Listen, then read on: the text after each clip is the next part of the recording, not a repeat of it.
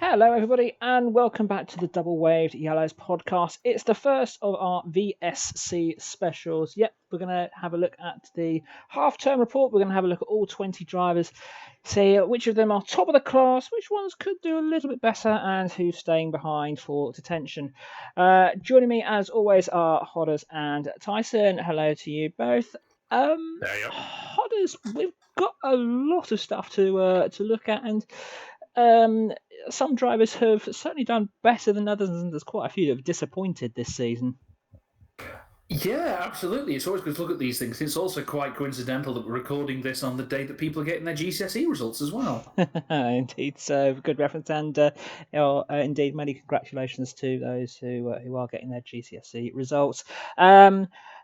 Tyson, there are going to be some drivers who will obviously be looking at how they performed over the first half of the season. They're going to be looking carefully into see how they can improve going forward into the second part of the season.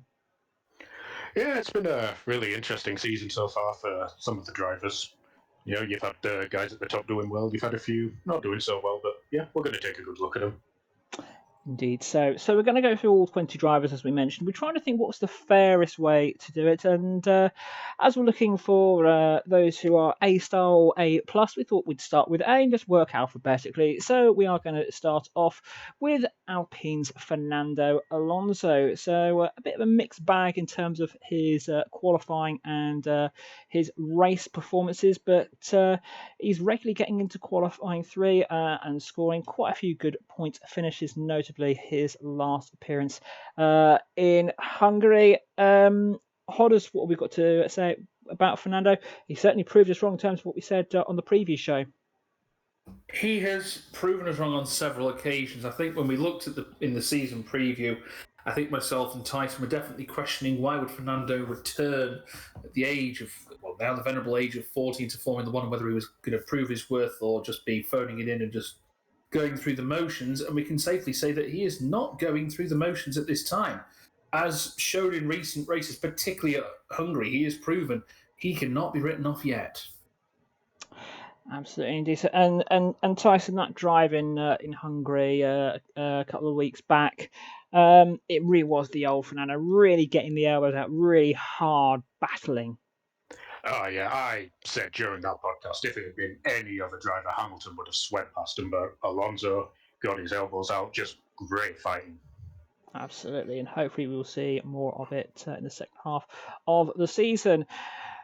Moving on now to Valtteri Bottas, currently 4th in the standings, a long way behind his teammate. Always getting into qualifying 3. Great performance in Portugal to get pole, equally poor performance across the Azerbaijan weekend. He's regularly finishing on the podium, but Hodders, his race performances are not what we're used to seeing. No, they're really not. I mean, compared to the Valtteri Bottas of previous seasons, I think it's safe to say in many different guises, he is really starting to underperform. To the point where he is getting towards a lead or starting to perform well, he's inevitably being caught up by others and then eventually being told to let Lewis through. He's always going to be second driver there. Either way, I think his time at Mercedes is starting to be numbered. And that leads quite nicely into what I was going to ask Tyson in terms of, is this going to be Bottas's final season at Mercedes? I do believe it's going to be. He's just not looking as motivated this year as he has in previous years, and I felt like I've damned him with faint praise before by saying he's a good number 2 driver, but he's not even putting in the number 2 driver drives that Mercedes expect right now, even though he is up on the podium. Maybe it's time for someone else to fill that seat. Mm-hmm. And obviously looking at the DNFs there in the race, obviously he's getting into some rather big messes. Obviously Imola, he had that huge shunt with Russell, and then in Budapest, just that absolutely stupid first corner crash. Hodders, that is not what we expect of someone who is driving for the world champions. We really aren't at all. I mean, when that happened in Hungary, I think I was surprised, if not shocked. It was a thoroughly careless error that really shouldn't be undertaken by a driver of his pedigree and experience. I think he's just starting to lose concentration a bit, and it's really starting to cost him.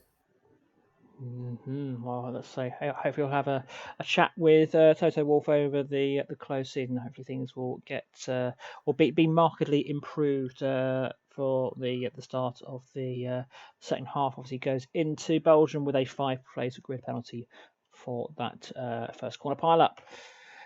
So moving on to Pierre Gasly, an exceptional young driver and performing superbly well, only failing to get into qualifying 3 on 2 occasions. In terms of the racing, he's regularly in the points where, unless obviously reliability causes him problems. Tyson, I'm going to come to you on this one. Last year's Italian Grand Prix winner Gasly, he's still consistently bringing the points in for AlphaTauri. What are your thoughts? Yeah, he's having a very consistent season, and he just seems to be very comfortable at AlphaTauri. I did worry that maybe after how Red Bull spat him out, he would just lose all that confidence, but no, he's done very well at Alpha. Yeah, indeed. So, and Hodders, there's always little whispers, little talks about whether Gasly would go back to the senior Red Bull team, but I think we all agree that AlphaTauri is the best place for him.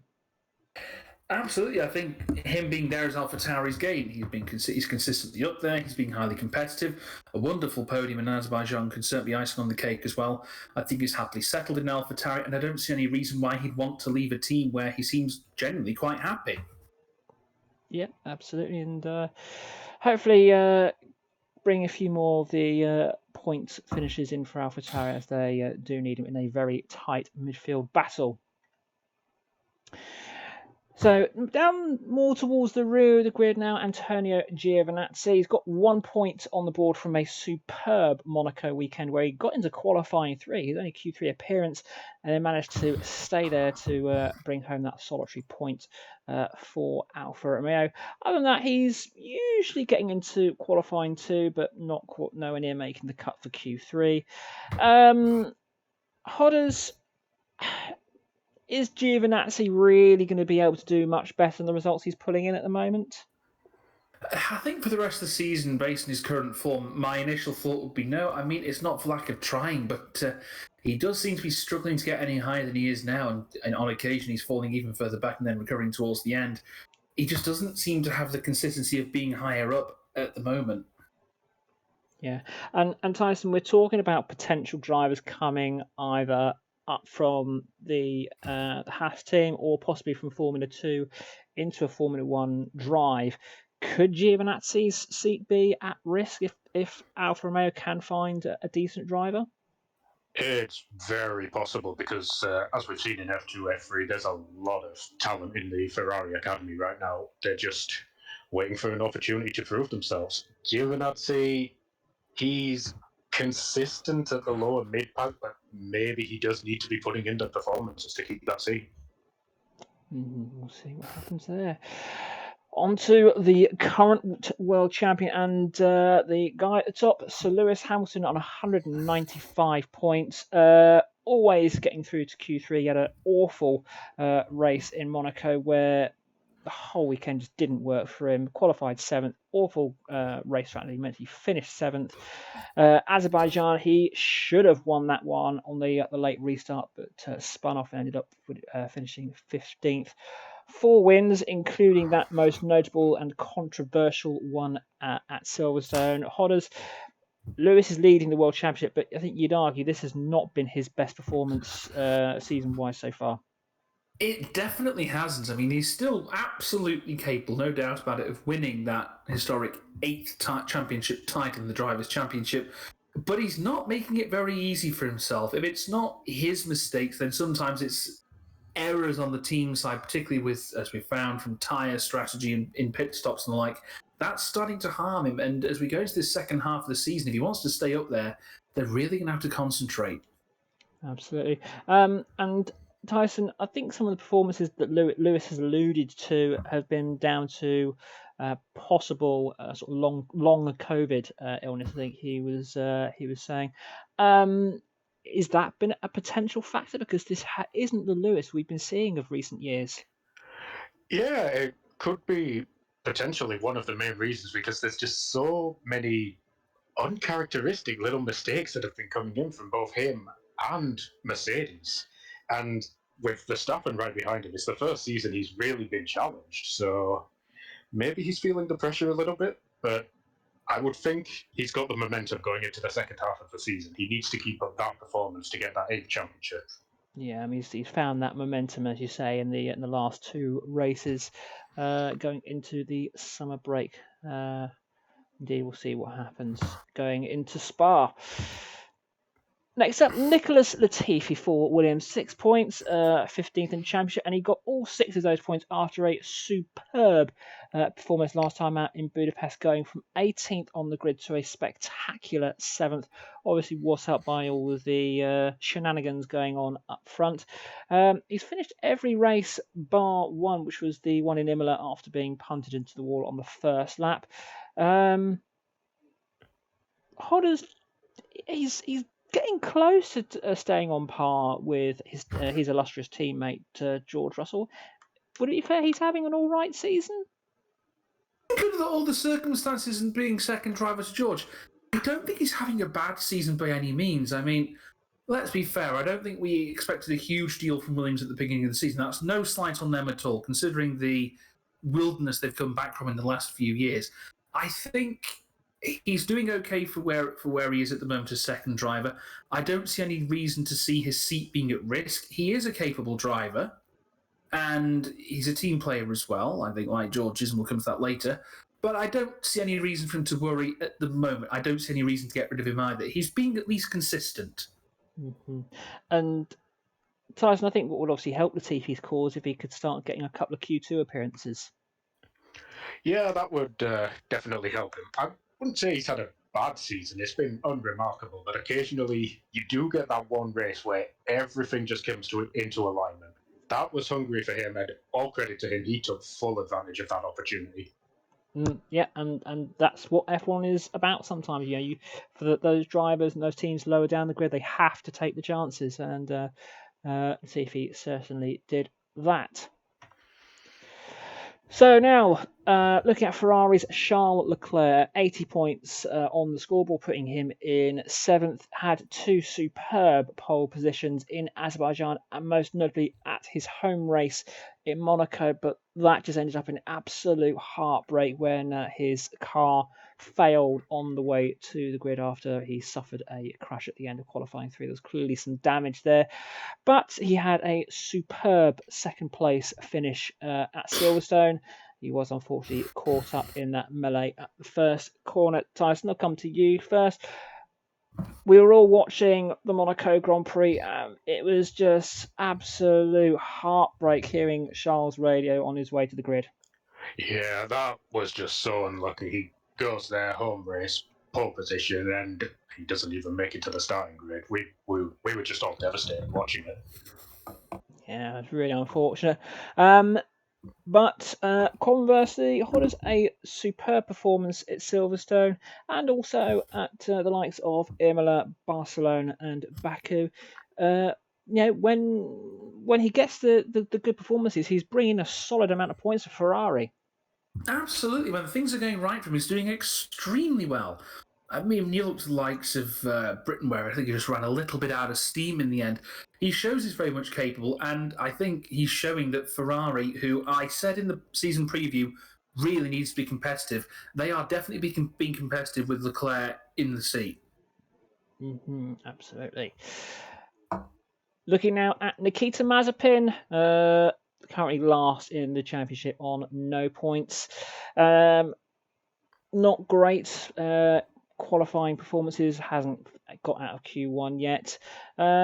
He's getting some decent performances in the race, and Hoddles, although we've sort of taken the mickey out of him a fair bit on this podcast, I would say since probably Monaco Azerbaijan time, he's settled down. He's got his head down. There's none of the spinning nonsense that we are used to seeing, and he's having a steady first season. Yeah, I think a steady, and the term that Tyson used for other things, unremarkable, is fair. I mean, to be honest, Haas may get opportunities at points during the season. I think there'll be few and far between. But again, I don't see any major qualms more recently with Nikita. He's settling down. He's having good rapport with his pit crew. He's communicating well. He's at least making attempts to race, despite the fact that the Haas car is, shall we say, not very high standard in terms of speed. But again, the future, who knows? Mm-hmm. And Tyson, the two DNFs he's got on his record there, obviously Bahrain out at the first corner, a complete rookie error. Hungary, you'd argue he was really unfortunate because he could have had a points finish, but for a stupid, unsafe release by Kimi Raikkonen. Yeah, that was very unfortunate for that to happen. My opinion of Mazepin is changing. He entered with quite a controversial bang, if you remember, but yeah, things have cooled down recently with him. He's keeping his head down, he's racing well, he's doing what he can with the Haas. Mm-hmm. And it may well be that we get another one of those weird and wacky races where he may have the opportunity to not necessarily score points, but put him really up there in a good, steady finish. But who knows? We'll have to wait and see what the remaining races bring for us. Moving on to one of our favourites, Lando, and for me, my driver of the season so far. He has got through to qualifying 3 on every occasion. He's been scoring points on every occasion until he was cruelly wiped out at the first corner in Budapest. Tyson, we can't sing Lando's praises enough, really. He's had an absolutely incredible season.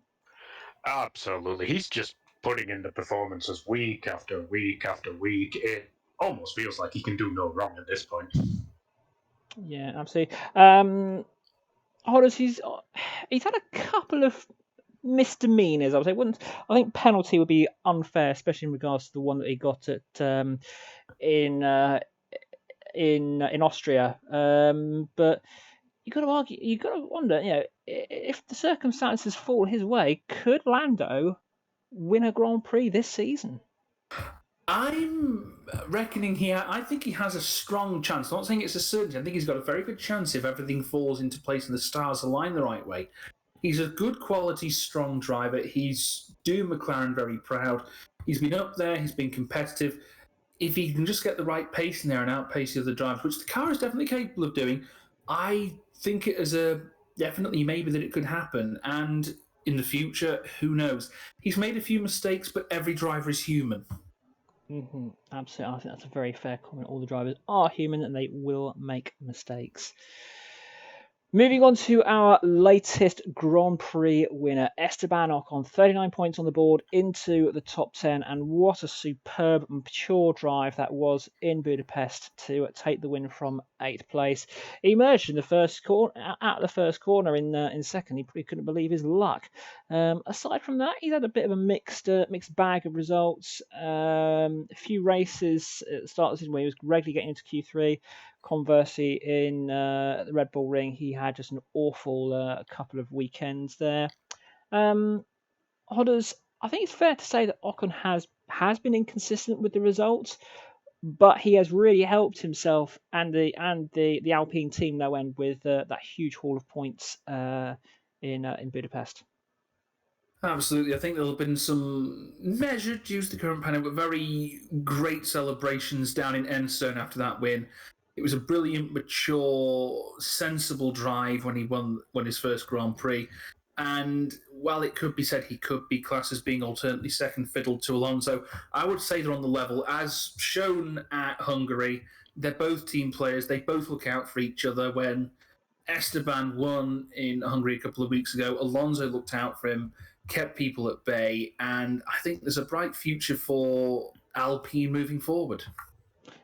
Yeah, absolutely. Tyson, if Ocon have a strong second half of the season, there's no reason why he couldn't stay in the top 10.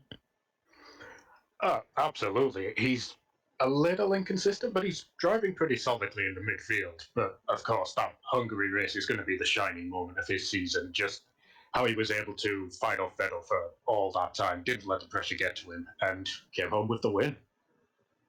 Yeah, absolutely. It was actually good, solid driving. It wasn't just he lucked into it. He did need to do a fair bit of defensive driving to keep that position. Moving on to Checo, Sergio Perez, currently P5 on the leaderboard, only failing to get into qualifying 3 once on his Red Bull debut in Bahrain, but since then he's been very, very solid, regularly finishing top 5, where he has had some pretty poor results. Hodders, Perez, when he's on it, he really delivers for Red Bull, but the trouble is he's not on it on enough occasions. Yeah, he's got his inconsistent spots, which he really does need to iron out, whether he's second driver in Red Bull or not. He does need to tighten up and just get more consistent and just get where he's in the flow. But I agree with you there. When he's in the flow, when he's all right, he does well. When he's in the flow, he does really well. I'd like to hope in the second half that the most recent races were just a bit of a rut and he can recover from them. Mm-hmm. And I think he's capable. So yeah, absolutely, he's more than capable. And Tyson, obviously, going into the second half of the season, we've kind of alluded to it with Bottas.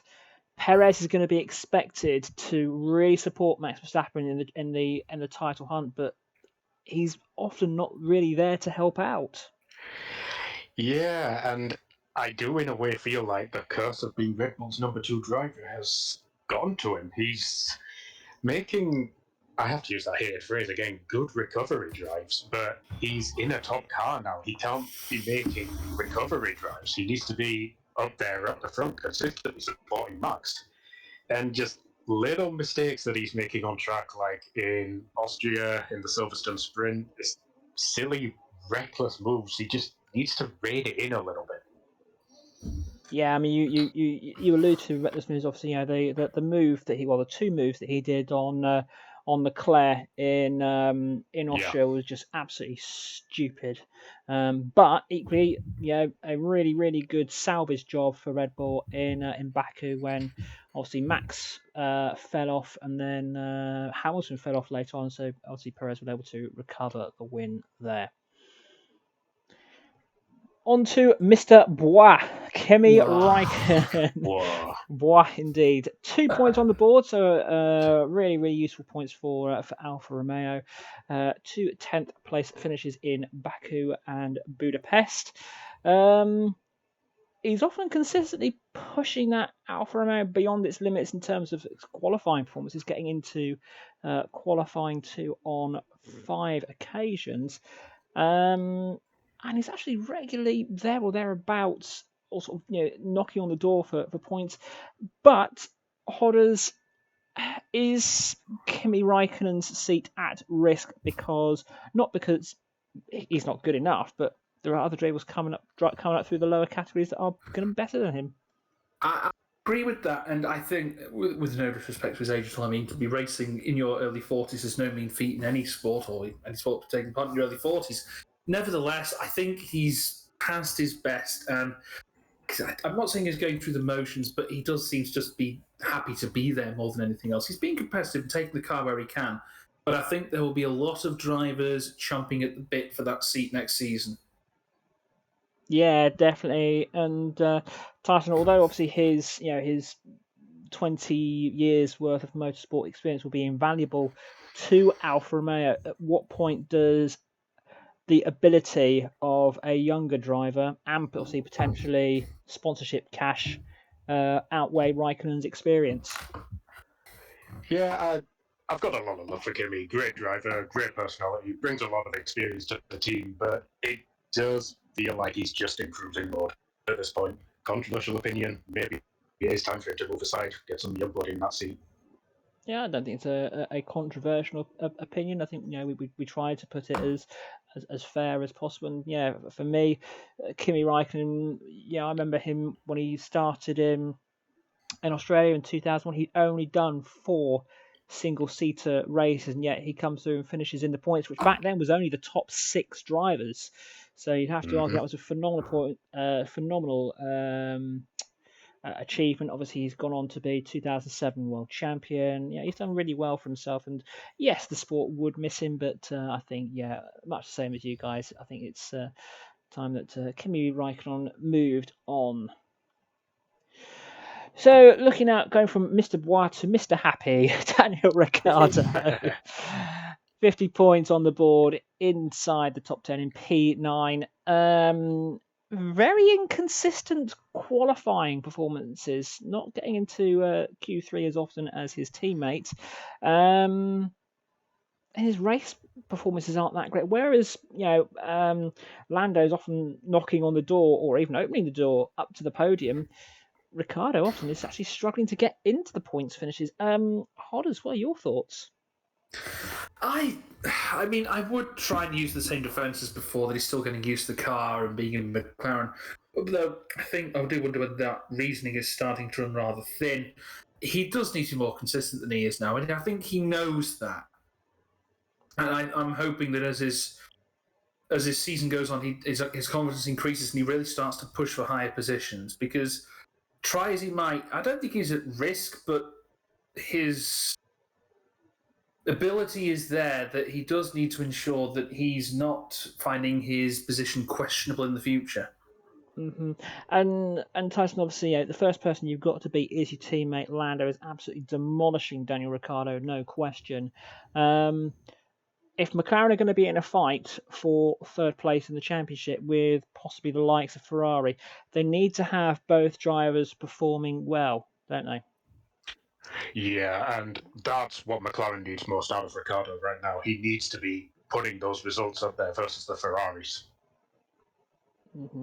And he is a proven race winner, so hopefully he will bring that experience. He probably is bringing that experience. We just need to see the smiling Danny Ricciardo just a little bit further up the grid, and also a bit further up on the timing charts. So moving on to George Russell, one of our favourites here at Double Waved Yellows. Missed a Saturday, certainly, but the one time where it didn't work on Saturday, it handsomely paid off on Sunday in Budapest, bringing home his first points for Williams. Tyson, I'll come to you first. George is very, very consistent in qualifying, but what a result that was at Budapest. Yeah, and it's something I've been waiting for a while now, because he just needed that one race. Things went right for him. He ended up in the points. He didn't get the bad luck that he just seems to have been plagued with. And yeah, living up to the nickname Mr. Saturday, great performances in qualifying. He's pulled the Williams into Q3, which is no mean feat. And again, in the Hungary race, showed his potential as a team player. He fell back a little bit and told them focus on Nicky. So yeah, if Mercedes are looking for a second driver who's going to support Hamilton, there is someone right there. And that's a great point, Tyson. Yeah, that radio message from George, to say he's prepared to sacrifice his race to support Latifi.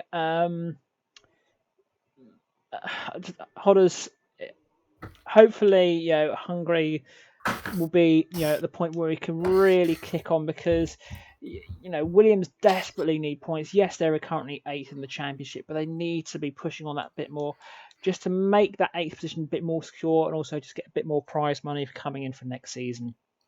Absolutely, and as we know, George is one of those drivers who is absolutely capable and is driving that Williams car out of its skin. That's not to say he's overperforming it, but he is driving brilliantly. And I think we're in a team with a faster car, and that's no detriment to Williams. I think he'd be getting far more point-scoring positions than he is now. And he was knocking on the door for those positions all this time. I mean, we all had our hearts absolutely snapped in two at Styria when he'd done so well, was in good position, then just had bad luck. I think he's very much capable of getting even more Q3s in the future. And again, I wouldn't be surprised if he keeps driving well. Other teams may keep their eye on him. Yeah, absolutely. But I think, as we alluded to earlier, I think it may well be that George may be swapping the white and blue of Williams for possibly the black and green of Mercedes next season. We wait to obviously for official announcement, but that's what we think is going to happen. Moving on to the second Ferrari driver, Carlos Sainz, 83 points and 6th place in the championship at the moment. Very, very consistent in terms of qualifying. He's usually there or thereabouts in qualifying 3. He's had a couple of off races at Imola and at the Red Bull Ring. Not so great in terms of his race finishes. He's either, we look Monaco second, Hungary third, or in terms of Portugal and France outside the points. Hodders, much like Charles Leclerc, he's bringing the haul of points in when needed. Absolutely, he's bringing them in. He could be more consistent, taking out those blips. I mean, the last 4 races have been fantastic, and hopefully maintains that along with Leclerc. But like with Leclerc, he is ensuring that Ferrari are being as competitive as I hope they would be this season. I mean, they're not going to be, gunning for a World Constructors' Championship anytime soon, I don't think, but at least they're giving it a good go, and they're being competitive in that upper middle pack. Absolutely. And Tyson, we spoke about this sort of off air.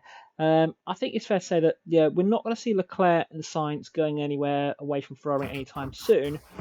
But the performances this season and next season, it's going to make sure that they secure those seats effectively. Yeah, I think Leclerc and Sainz are going to be in there for quite a while. Sainz is a step behind Leclerc right now, but he's putting in the performances, and Ferrari are having a very solid season after a disastrous 2020 versus McLaren. That's exactly what they need. Yep, and I say, hopefully bring more points in and sort of close that gap to the McLarens. And speaking of Ferrari, son of the Ferrari legend, Mick Schumacher, not off the mark yet, but in 19th, having had better results than his Russian teammate. Managed to claw his way into qualifying 2 in France and had his best finish in Budapest. Tyson, we actually saw a really good demonstration from Mick of his defensive driving. He was keeping Hamilton at bay for quite some time. Yeah, that was a nice little fight he was having with Hamilton during that race. And yeah, I followed Schumacher in F3, F2. He takes his time to acclimatise himself to the car, and this season, it's very much going to be a learning season with Haas developing the car. But yeah, he's done quite well what I've seen so far. Yeah, absolutely. Hodders, do we expect Mick Schumacher to stay with Haas or whatever they're called next year? Could he potentially move up to Alfa Romeo? I think it's possible. I'm sitting on the fence on that one. I mean, in Haas he's done well. He's considering the limitations of the car, and as Tyson said, we're definitely seeing some early green shoots of definitely what he can do. And yes, his biding his time will take the time to get to where he needs to be. He could be at another team in next season, but I think if he does end up staying in Haas, I think he'll still end up being the senior driver of the two, so to speak. And I still think he could do well if they can develop that Haas car a little bit more. Who knows what could happen? Absolutely. So, moving on to Lance Stroll in the first of the Aston Martin drivers, 18 points, currently 14th in the championship. His performance has been very erratic in qualifying. We've got he's been Portugal qualified 17th, Azerbaijan he's crashed it, and equally he's scraped into qualifying 3 on 4 occasions. In terms of points finishes, on the sort of the outer limits of the points. Hodders, he's getting there or thereabouts in the points, but obviously you'd have to argue, are his qualifying performances hindering him in terms of race results? It really is. I think the term erratic is very much right. He just can't seem to get any sort of longer term or mid term consistency when it comes to qualifying positions. It's harming his positions in the race, and he is occasionally making errors that are harming him as well, as we saw in Hungary, which was, I think, was careless more than anything else. Though I don't think he's a bad driver by any means. I think he's pretty much second fiddle to Vettel, but at least he's showing what he can do when he gets things right. Mm-hmm. And Tyson, he should have been on for a really, really good points finish, but for that terrifying crash in Baku where his tyre blew out, and as Hodders alluded to, that clumsy mistake in Budapest. What for you does Lance Stroll need to do to start closing that gap to Vettel and just bringing those extra 1 or 2 points per race more in for Aston Martin? I think definitely his qualifying needs work, because if you look at his race results, he's moving up through the pack rather than just falling back like we've seen in previous years. And yeah, people do give him a lot of flack, say he's a paid driver and all that, but I would say he's in that seat on merit. He's got good, consistent results in the lower end of the point scoring. So yeah, I think if he just puts it together, we might be able to see some more good stuff out of him. Hopefully so. And obviously, yes, as you say, he is a paid driver. His dad does own the team, but that's only going to carry a certain amount of weight for a certain amount of time, because obviously, Lawrence Stroll will be under pressure to bring in two drivers who can regularly score points. And indeed, Lawrence Stroll has actually come out a couple of weeks ago and said, he aims to be aiming for the championship in sort of 5-6 years' time. So whether it will be with his son Lance, we will wait and see. On to another one of our favourites. Yuki Tsunoda, the young Japanese driver for AlphaTauri, had a perfect start to his career, finishing in the points, scoring 2 points. Then had a rather erratic performance mid-season, although he's starting to pull it together. The last 4 races, he's either had a really good qualifying or a really good race. Hodders, I think probably his best race there, as we can see on there, Azerbaijan, qualifying 3, P8, and then just kept that place all the way through, finishing P7. He needs to be doing more of that. We do need more of that, but at the same time, I think we're similar to the other rookie drivers. We are giving him benefit of the doubt, and rightly so. We're giving him the benefit of him being less experienced in the F1 car. I think he's definitely settling into that AlphaTauri car. He's settling into the team. He's a very studious driver, as we saw pre-season and during the season as well. He's very self-critical when he makes mistakes, which is a very mature and sensible professional outlook to have. And I think if we can get a bit more consistency in the second half of the season, we could see more by the likes of Azerbaijan and Hungary, and indeed points in general. And Tyson, hopefully the Japanese Grand Prix goes ahead later this season, because I think there'll be 1 or 2 people who would give him a rather warm welcome at Suzuka. Yeah, I would love to see the reception he gets on the Japanese Grand Prix. He did have a really good debut race. Maybe not a start to the season he would have wanted after that. He was getting visibly frustrated. You could hear some of the outbursts on the radio, but he does seem to be settling down in the car now, and hopefully this means we're going to get some good results out of him in the future. Yeah, and fingers crossed, because obviously he's got a very good young teammate in Pierre Gasly. So hopefully those two will help to keep AlphaTauri in the battle there in the Constructors' Championship.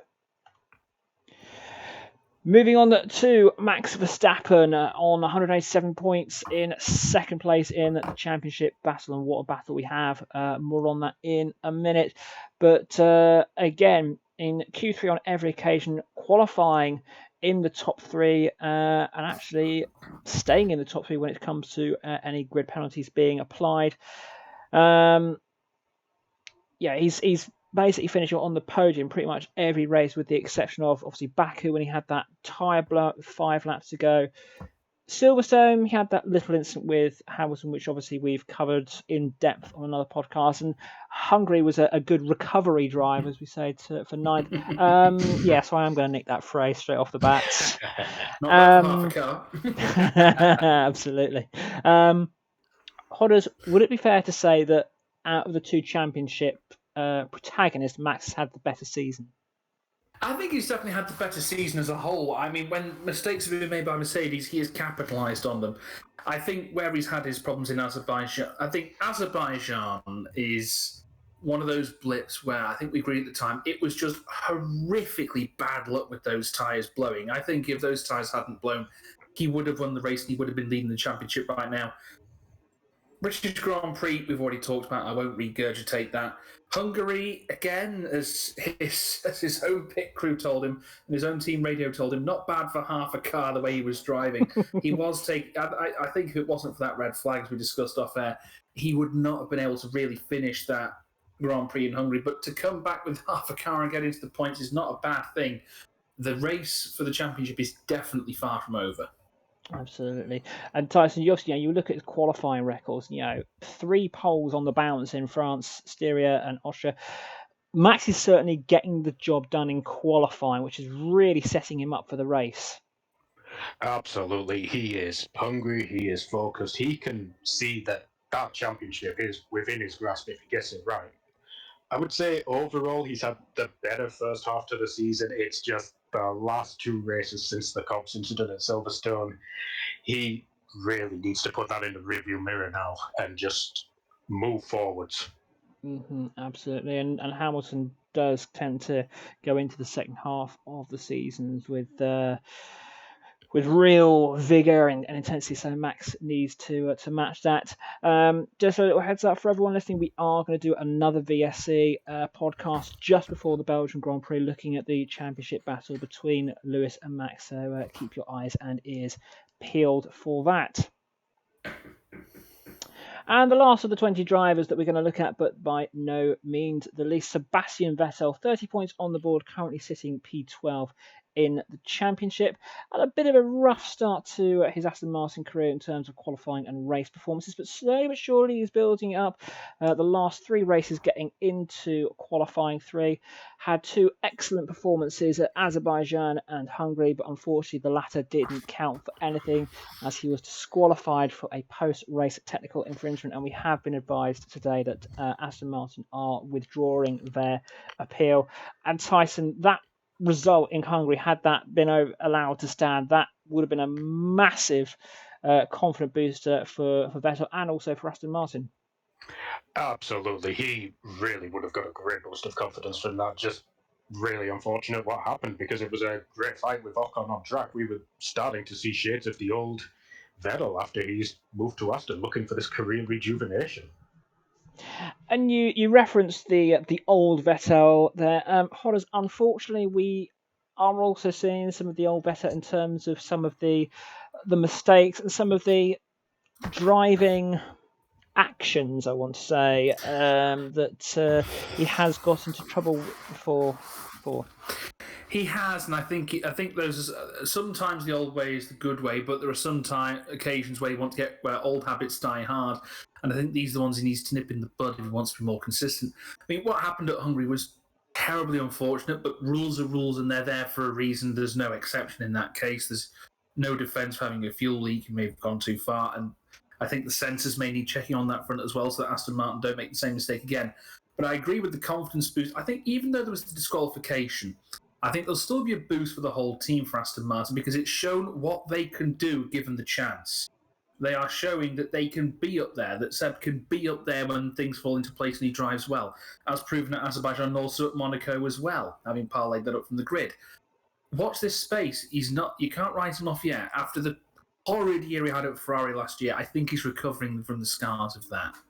Yeah, and you make a good point there. Yeah, he has had some really good, strong, positive drives this year. He obviously does bring the experience of a 4-time world champion. Hopefully that will help him and Aston Martin for the rest of the season and beyond. So quickly looking at the remainder of the 2021 calendar, we have the triple header of Belgium, Netherlands and Italy to look forward to in late August and early September. We then have Russia, Turkey and Japan to look forward in the next of the triple headers. Singapore there, as you see, it has now been cancelled, unfortunately, obviously due to the COVID restrictions in Singapore.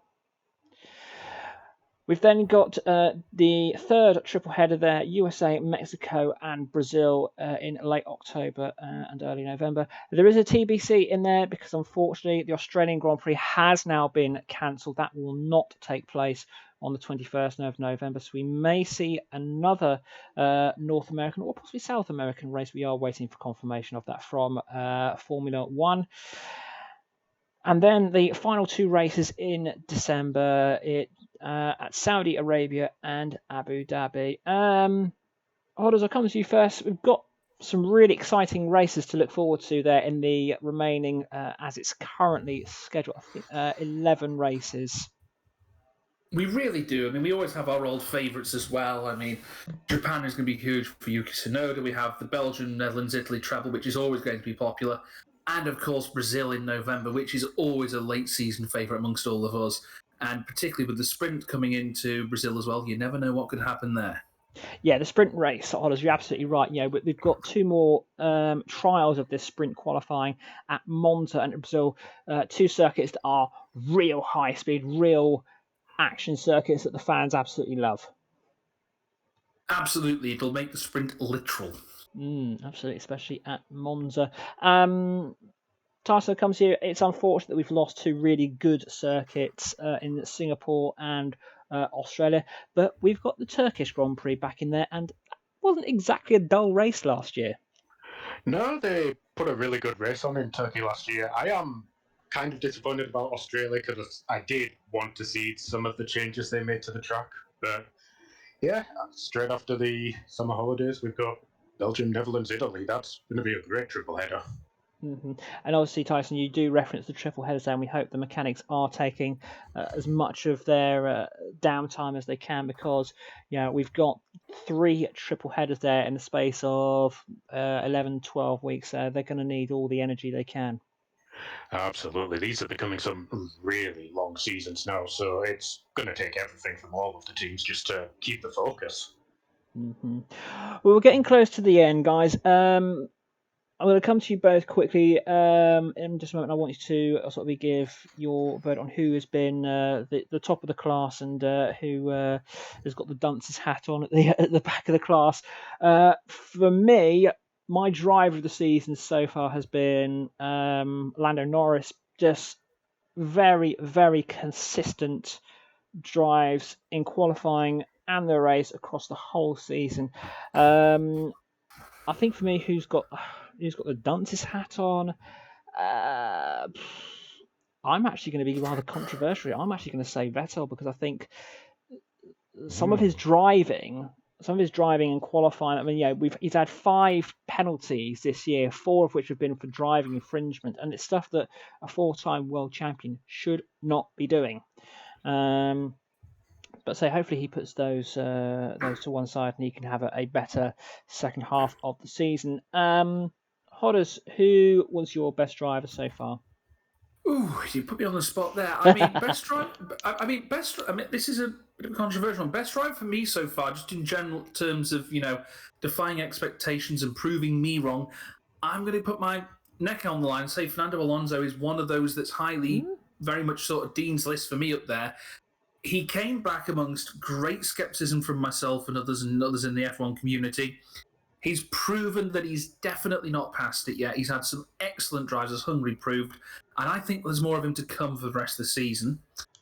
In terms of those getting lines, I mean, you've given it to Vettel. Mine goes to Raikkonen. He's just not there. He just needs lines of, I must recognise where my capabilities lie. I think his time is running out in F1. He's been there for 2 decades, which is fantastic. He's had great success, but there is a limit, and I think he's hit it. I don't think that's an unfair evaluation on both drivers. Finally, Tyson, going to come to you.